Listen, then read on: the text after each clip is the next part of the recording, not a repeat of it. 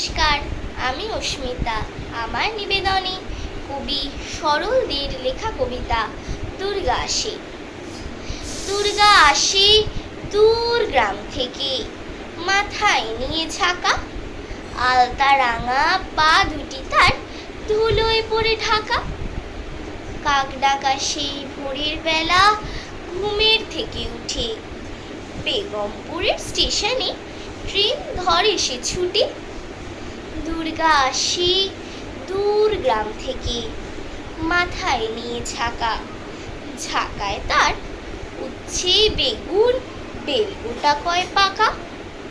গায়ের মায়ের সাথে 30 দিনই আসে বাজারে, হাজার লোকের বাজার তো যাও, কে আর কাকে চিনি। হাজার লোকের বাজার তো যাও, কে আর কাকে চিনি। ধন্যবাদ।